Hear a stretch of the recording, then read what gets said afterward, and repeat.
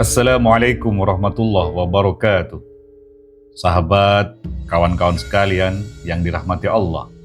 Sudah 3 bulan kita tidak bersua di ruang ini. 3 bulan bukanlah waktu yang panjang dalam hitungan sejarah, tapi cukup untuk membuat hati ini merindu. Rindu menyapa jiwa-jiwa yang selalu mencari hikmah dan merindu menyulam kata bersama kalian. Kadang hidup membawa kita pada jeda untuk menyembuhkan, jeda untuk berbenah, jeda untuk kembali menemukan makna. Dan hari ini kita kembali menyalakan api renungan, kembali mendekap kisah-kisah agung, kembali berjalan bersama sejarah menuju cahaya Rasulullah Muhammad SAW. Terima kasih kawan-kawan sekalian, karena masih di sini, menunggu dengan sabar. Semoga Allah menjadikan pertemuan ini sebagai saksi cinta kita pada ilmu dan rindu kita pada para pewaris kebenaran. Mari bersama kita mulai kembali perjalanan ini dengan kisah seorang Ummul Mukminin yang agung, Sayyidah Ummu Habibah atau Sayyidah Ramlah binti Abu Sufyan. Di tengah konflik keimanan dan darah, lahirlah seorang perempuan dari rahim keluarga yang menjadi lawan paling sengit bagi Rasulullah. Ayahnya, Abu Sufyan bin Harbi, adalah pemuka Quraisy, ahli diplomasi, ahli makar. Tapi ia, putrinya, justru menjadi bagian dari orang-orang pertama yang menyambut cahaya Islam. Dalam sejarah Islam, tidak banyak kisah yang dimulai dengan pengkhianatan suami, hijrah ke negeri asing, lalu diakhiri dengan pinangan Rasulullah Muhammad SAW. Tapi itulah kisah Sayyidah Ummu Habibah, wanita yang dipisahkan dari keluarga, kehilangan pasangan, dan hidup sebagai muslimah sendirian di tanah Kristen. Dan ketika seluruh dunia seolah menjauh, langit justru mendekat. Kisah beliau bukan hanya kisah istri Nabi, tapi kisah tentang tegarnya seorang wanita menjaga Islamnya, tentang pernikahan lintas benua yang dibawa oleh keimanan, dan tentang bagaimana Allah membayar sabar dengan cinta yang datang dari seberang laut. Sayyidah Ummu Habibah lahir dengan nama Ramlah binti Abu Sufyan. Ia tumbuh di tengah keluarga bangsawan Quraisy, di rumah seorang ayah yang dikenal cerdas, ahli strategi, dan menjadi salah satu tokoh paling vokal menentang dakwah Rasulullah. Tapi iman seringkali muncul bukan dari lingkungan yang mendukungnya. Ia justru tumbuh sebagai cahaya dalam rumah yang penuh pertentangan. Beliau memeluk Islam di Mekah pada masa-masa sulit dan menikah dengan Ubaidillah ibn Jahsh, seorang sahabat yang juga menerima dakwah tauhid. Bersama sang suami, beliau ikut dalam rombongan hijrah kedua ke Habasyah. Mereka meninggalkan kampung halaman, keluarga, dan status sosial demi menyelamatkan iman. Namun, ujian itu belum selesai. Di negeri asing yang seharusnya menjadi tempat perlindungan, Ummu Habibah justru diuji dengan kenyataan paling pahit dalam pernikahan. Suaminya murtad. Ia memeluk agama Nasrani dan mulai menjauh dari jalan yang dulu mereka pilih bersama. Lebih dari itu, ia meninggal dalam keadaan tidak membawa iman. Sayyidah Ramlah atau Ummu Habibah ditinggalkan. Beliau tidak hanya menjadi janda di negeri asing, tapi janda yang terasing dari segalanya, dari keluarga Quraisy di Mekah, dari suami yang berpaling, dan dari tanah kelahiran yang tidak bisa ia datangi. Namun, dalam keterasingan itu, beliau tetap teguh memegang Islam. Beliau menjaga keimanannya sendirian. Di saat itulah Allah membukakan pintu takdir yang tak disangka-sangka. Pinangan dari Rasulullah yang disampaikan oleh Najasyi, Raja Habasyah sendiri. Di tengah keterasingan dan duka yang belum pulih, datang kabar yang tidak pernah terlintas di benak seorang perempuan yang sedang sendiri. Rasulullah Muhammad Sallallahu Alaihi Wasallam kirimkan pinangan kepadanya. Raja Najasyi, penguasa Habasyah yang dikenal adil dan bersahabat dengan kaum muslimin, menerima surat dari Rasulullah. Isinya adalah permintaan agar ia menjadi wakil dalam pernikahan antara Nabi dan Ummu Habibah. Dalam sejarah Islam, pernikahan ini menjadi satu-satunya pernikahan Rasulullah yang terjadi di luar Jazirah Arab dan disahkan secara resmi oleh seorang raja asing. Raja Najasyi sangat memuliakan permintaan itu. Ia menggelar pernikahan dengan tenang dan khidmat. Mahar pernikahan diberikan atas nama Rasulullah sebesar 400 dinar. Salah satu mahar tertinggi di antara istri-istri Nabi. Raja sendiri yang membayar sebagai bentuk penghormatan atas kedudukan Nabi dan keistimewaan Ummu Habibah. Saat hari pernikahan tiba, Ummu Habibah tidak memerlukan banyak kata.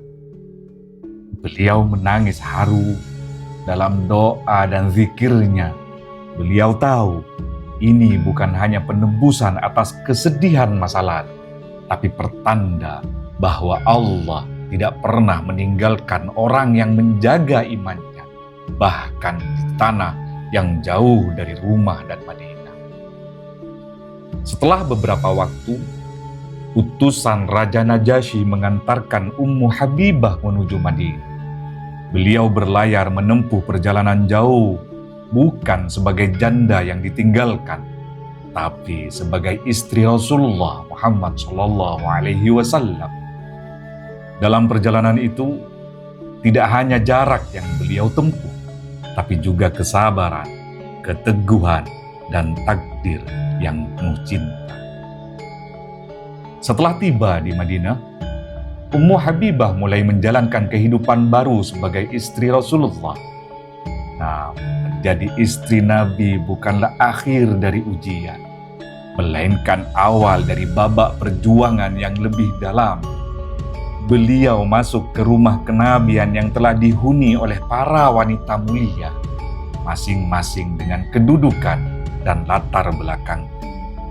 Ummu Habibah tidak datang dari kalangan Ansor, bukan pula dari Quraisy yang satu barisan dengan Nabi.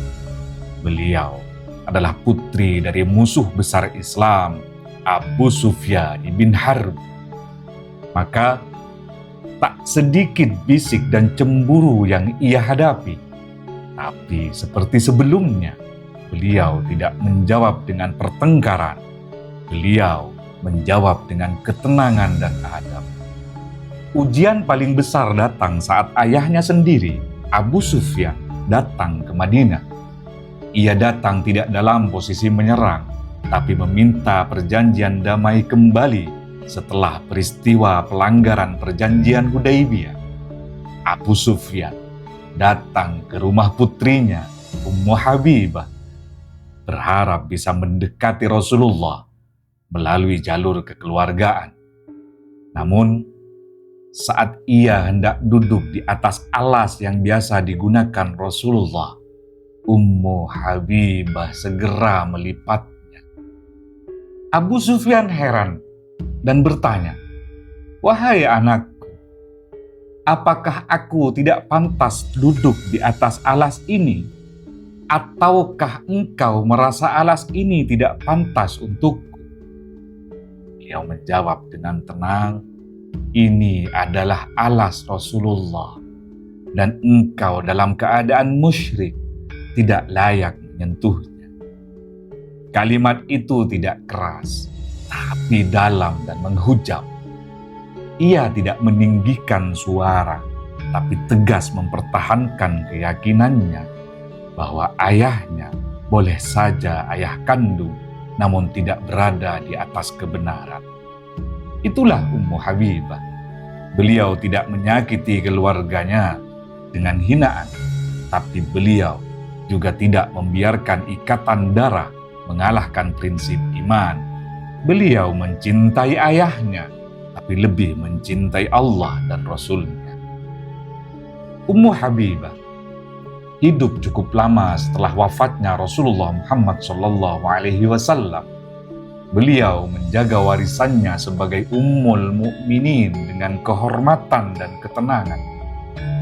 Tidak banyak kisah tentangnya setelah itu, karena memang beliau bukan wanita yang gemar tampil di muka umum.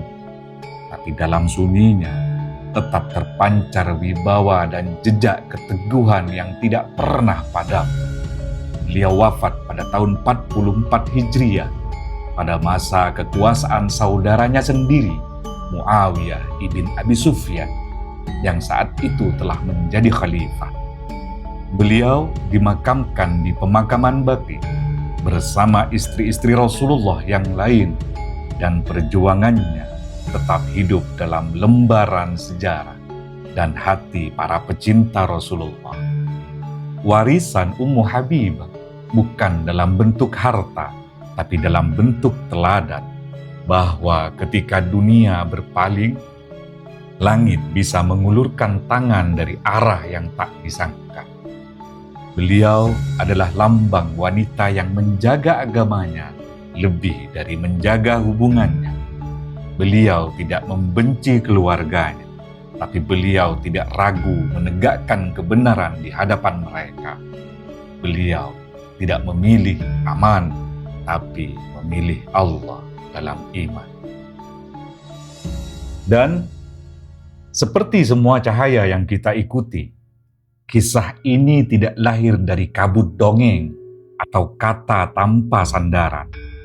Ia hidup dalam halaman-halaman kitab para ulama yang menjaga warisan Rasulullah. Inilah referensi utama yang menjadi dasar kisah Sayyidah Ummu Habibah binti Abu Sufyan, agar setiap pelajaran yang kita petik berpijak pada ilmu yang bersambung dan amanah. Yang pertama, teman-teman sekalian bisa temukan dalam kitab Al-Isabah fi Tamyizis Sahabah, karya Ibnu Hajar Al-Asqalani, wafat tahun 852 Hijriah, menyebutkan nasab pernikahan dengan Ubaidillah bin Jahsh, hijrah ke Habasyah, dan pinangan Nabi Muhammad SAW dari Madinah. Yang kedua, teman-teman bisa ditemukan dalam kitab Tabaqat Al-Kubra, karya Ibnu Sa'ad, wafat tahun 230 Hijriah, merinci hijrah ke Habasyah, kemurtatan suami, pinangan Rasulullah oleh Raja Najasyi, serta kisah kedatangan Abu Sufyan ke rumah putrinya. Selanjutnya, kitab Syiar A'lam An-Nubala, karya Az-Zahabi, wafat tahun 748 Hijriah, memberi komentar tentang adab dan keteguhan iman Ummu Habibah sebagai istri Nabi, serta sikapnya terhadap keluarganya yang masih musyrik. Selanjutnya, teman-teman bisa temukan dalam kitab Al-Bidayah wan Nihayah, karya Ibnu Katsir, wafat tahun 774 Hijriah, mencatat kronologi hijrah, pernikahan jarak jauh, dan ketegangan diplomatik saat Abu Sufyan mendatangi Madinah. Sampai di sini, mari kita hentikan sejenak langkah, bukan untuk mundur, tapi untuk merenung, karena kisah Sayyidah Ummu Habibah tidak hanya mengalir dalam sejarah, tapi juga menetes sebagai pelajaran dalam kehidupan kita hari ini. Ini bukan sekedar perjalanan dari Mekkah ke Habasyah atau dari pernikahan yang runtuh menuju cinta Nabi, melainkan perjalanan hati yang bertahan dalam kebenaran walau dunia tidak bersahabat.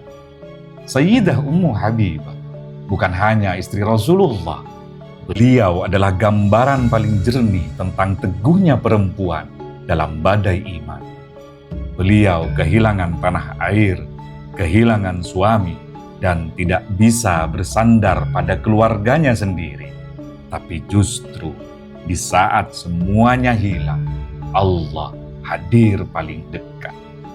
Jika engkau perempuan yang pernah ditinggal, beliau ditinggal oleh suami yang murtad, namun beliau tidak meninggalkan agamanya. Jika engkau terlahir dari keluarga yang tak sejalan dengan imanmu, beliau anak dari pemimpin Quraisy yang memusuhi Nabi, tapi beliau tidak pernah gentar memilih Rasulullah sebagai cintanya yang baru.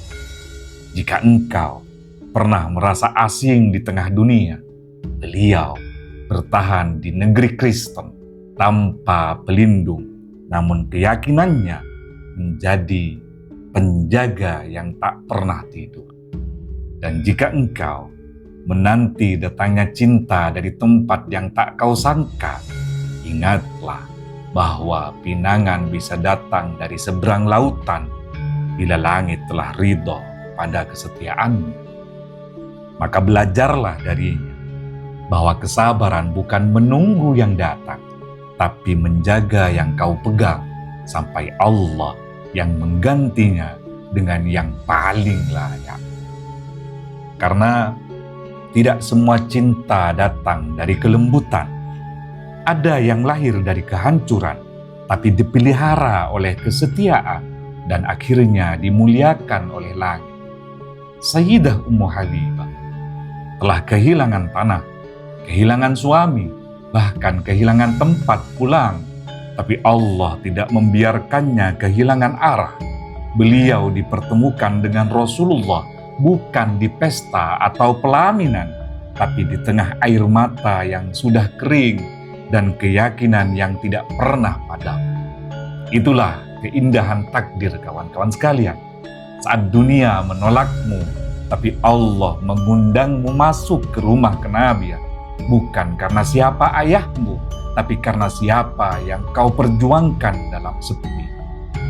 Terima kasih kawan-kawan sekalian. Wassalamualaikum warahmatullahi wabarakatuh.